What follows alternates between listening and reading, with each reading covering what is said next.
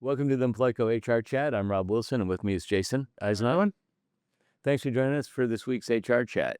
So, Jason, President Trump's been in the office now for a couple of months, and a big topic's been DEI. One of the first executive orders he did was start dismantling DEI on a federal level. Yeah. Yeah. So we're seeing those executive orders start to trickle down not only to the federal government employees or agencies, but now so private employers are starting to scale them back too. He was starting to see some fade in that last year.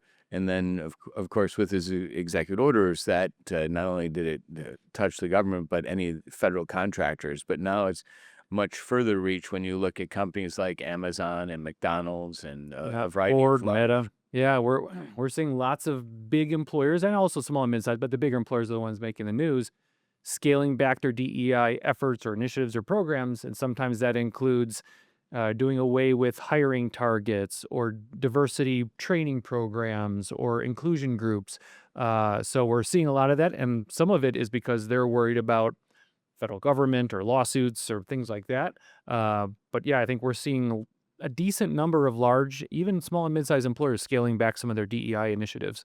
Now, as we're active in all 50 states plus Puerto Rico, are you seeing that change on a lot on the state levels? Because when you look at we're in Chicago suburbs, so Illinois is at least in the Chicago area is very Democratic. It's a Democrat state, but really the northern portion of the state. So, are you seeing much in those individual states? Yeah, that's a really good point. It depends on the state. So, like some of our neighboring states who are more leaning towards the Republican political standpoint, maybe ramping up some of these anti-DEI initiatives, where maybe Illinois is going to be very, not even just slow to the party, but keeping a lot of the DEI initiatives that have been in place for years. Because we've got a number of clients that here in Chicago that work with public schools, the airport, a variety of public bodies.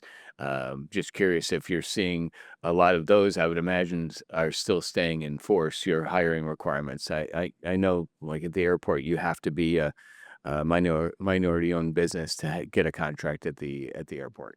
And what some of our clients who are a little bit bigger who have some of the DEI programs, they're waiting to see what there was actually a federal judge that just made a ruling. I think it was a federal judge out of Maryland who just said, initially, this does not look like it's legal, at least on some of the private employer side, First Amendment, free speech. So we're gonna have to see how some of this plays through the courts, whether or not it goes all the way up to the Supreme Court. We'll see how it affects.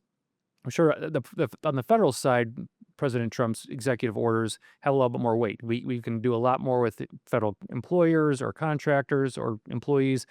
On the private employer side, we'll see how some of these court rulings play out. Right. So too soon to tell on the state level Yep, good point. and city level. Yep.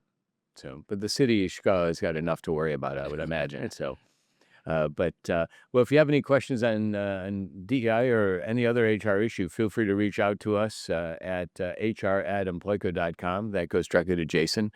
So happy to field any of your questions, or if you need assistance on something, happy to help anytime. Yeah, we'd love to help.